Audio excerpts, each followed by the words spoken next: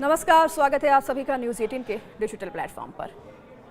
धनतेरस की आप सभी को बहुत बहुत शुभकामनाएं।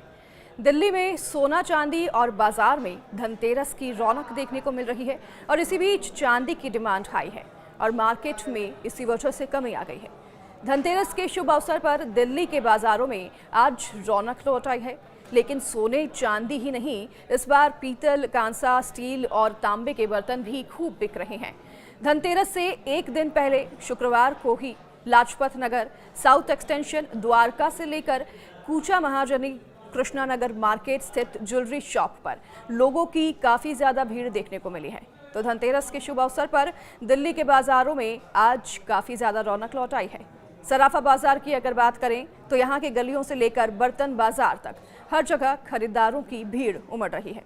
चांदनी चौक, करोल बाग, लाजपत नगर और साउथ एक्सटेंशन जैसे प्रमुख बाजारों में भी सुबह से ही लंबी कतारें देखने को मिल रही हैं और दावा है कि इस बार सोने की महंगाई की वजह से चांदी की तरफ लोगों का झुकाव ज्यादा होगा।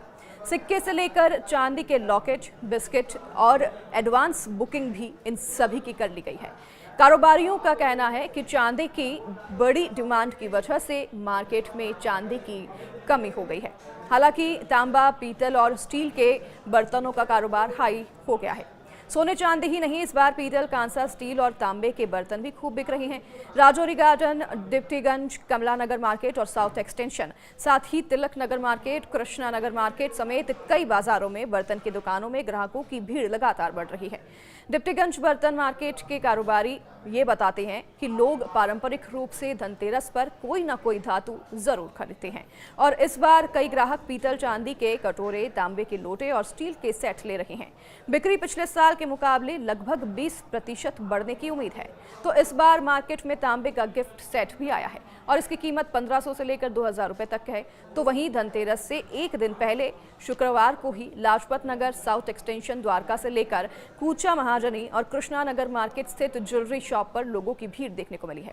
द्वारका की ज्वेलर्स सुमिता बताती हैं कि सोने की बड़ी डिमांड की वजह से लोगों की नजर अब चांदी पर पड़ने लगी है। उन्होंने ये भी बताया है कि कैसे एमएमटीसी के चांदी की कीमत 2 लाख रुपए प्रति किलो का आंकड़ा छू लिया है, जो कि रिकॉर्ड है और इसलिए लोग इन्वेस्टमेंट के तौर पर 100 ग्राम से लेकर 500 ग्राम तक चांदी खरीद रही हैं। दूसरी ओर ज्वेलरी विग All India Jewellers and Goldsmith Federation की तरफ से ये बताया गया है कि देश भर में करीब 5 लाख छोटे बड़े ज्वेलर्स सक्रिय हैं और अगर हर ज्वेलर औसतन 50 ग्राम सोना बेचता है तो कुल मिलाकर लगभग 25 टन सोने की बिक्री इस बार हो सकती है। इसकी अनुमानित कीमत 32,500 करोड़ होगी। साथ ही धनतेरस, दिवाली और छठ जैसे त्योहारों पर नई दिल्ली जिला पुलिस ने एक सुरक्षित, संरक्षित और शांतिपूर्ण माहौल सुनिश्चित करने के लिए भी अपनी तैयारियों को और सख्त कर दिया है।